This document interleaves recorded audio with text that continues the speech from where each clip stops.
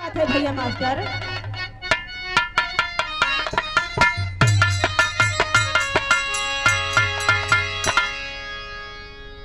तर्ज उहे बा कि सरंगिया वाले का डेरावा, अरे सरंगिया वाले का डेरावा बताई दे लहुर की नाना दी। सरंगिया वाले के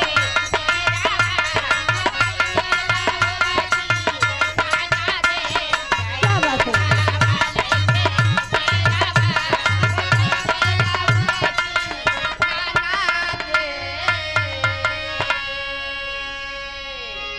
इसी भाव में बिटिया कहे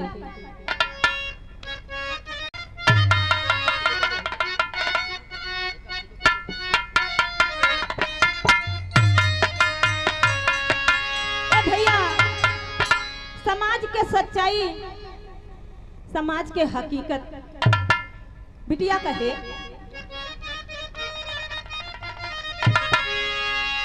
कि जाई के सब ही आगे पीछे, अरे जाई के सब ही आगे पीछे, अरे जाई के विधनवा पूरा बा।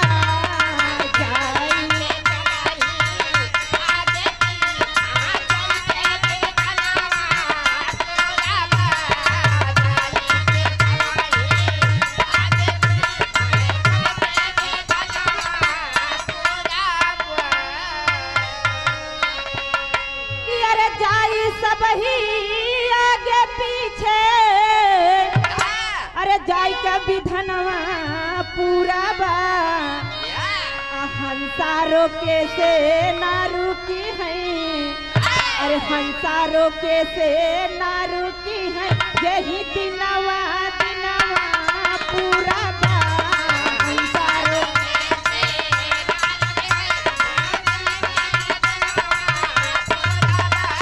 क्या बात है,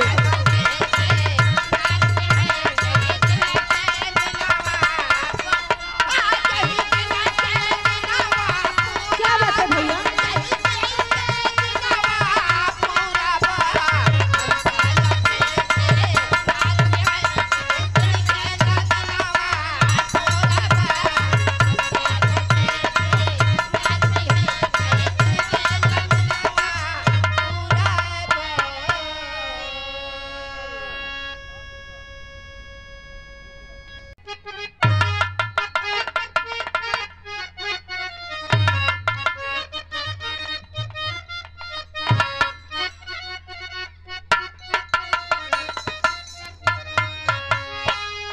अंतरे में कहे कैसे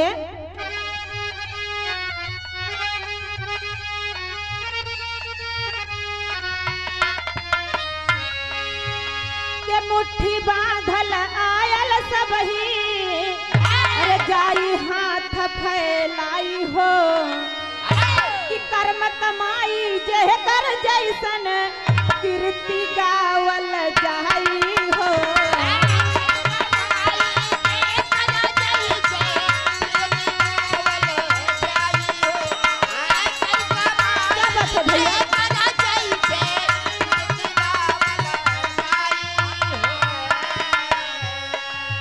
अरे असया पयस का लेखा जोखा, अरे असया पयस का लेखा जोखा, सब विधि का लिखना पूरा बा। असया पयस ये भैया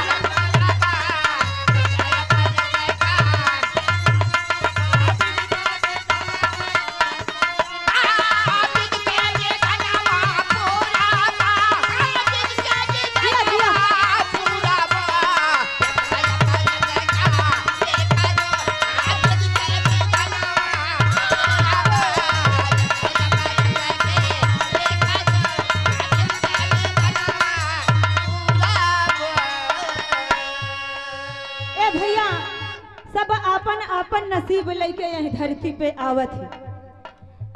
कहा जाता कि गरीब आना मजबूरी बा, लेकिन गरीब मरना ये मजबूरी नहीं बा बाबूजी। अपन अपन कर्म लेके आई है यहाँ धरती पे, तो वहाँ हिसाब से कर्म करा। जैसे कर्म करबा वो सही ये दुनिया आपके बारे में गाए बाबूजी। बड़े बड़े महान आत्मा इस धरती पर जन्म लिए और बहुत ऊंचा ऊंचा कर्म कर कर चले गए। जैसे भैया मास्टर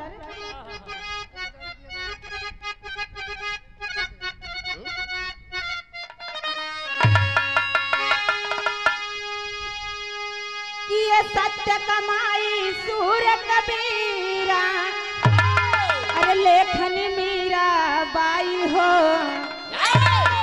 कि संत रविदास परम पद पाए, पावन धाम के जहाई हो।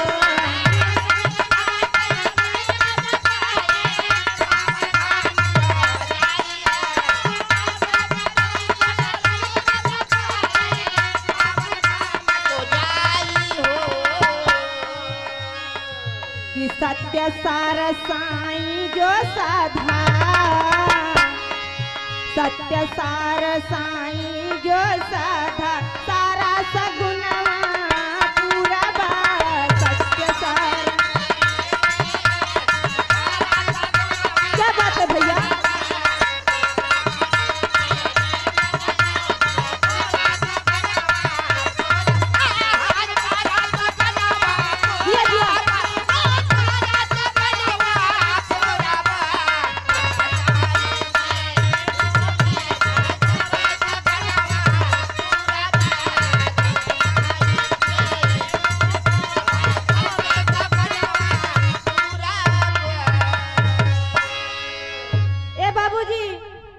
बहुत बड़े बड़े महान आत्माएं इस धरती पर आई, जैसे संत रविदास और आप महान रही मीराबाई।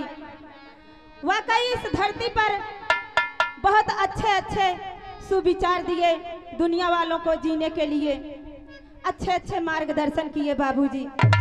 उन महान आत्माओं को प्रणाम करते हुए बिटिया कहे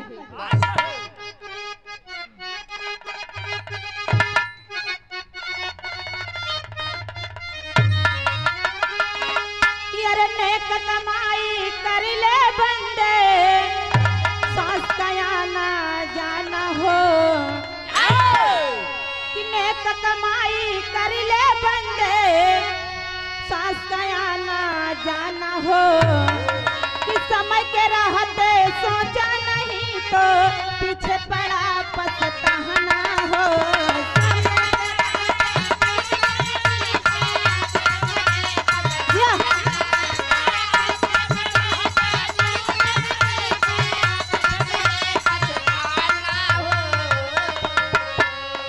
कि जैसी करनी वैसी भरनी, अरे जैसी करनी वैसी भरनी, सब विधि का लिखना पूरा बा।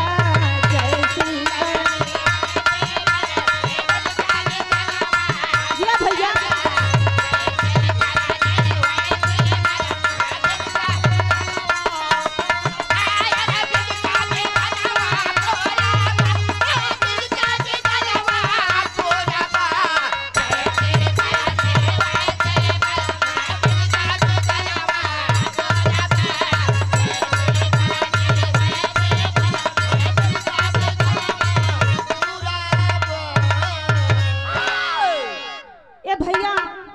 जैसन आपन कर्म कमाई रही दुनिया वसही अपने बारे में गाई।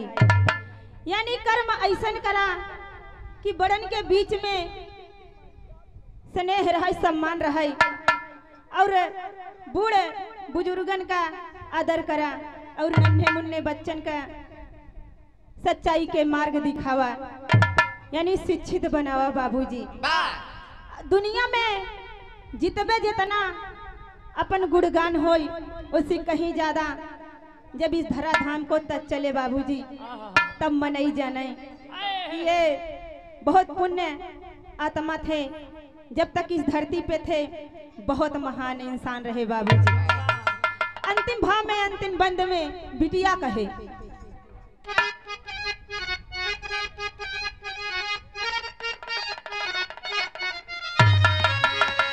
के मूल चंद कभी कहे है भैया सतगुरु चरण चित लावना कि गुरु रामचंद्र कहे ये बाबू अरे जीवन सफल बनवाना।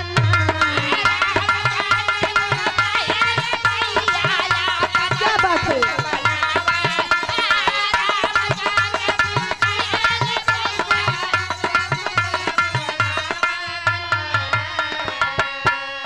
के माला राज बांधा सत्य गठरिया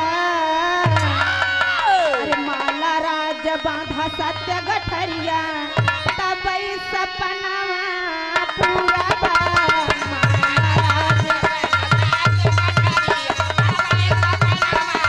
ये भैया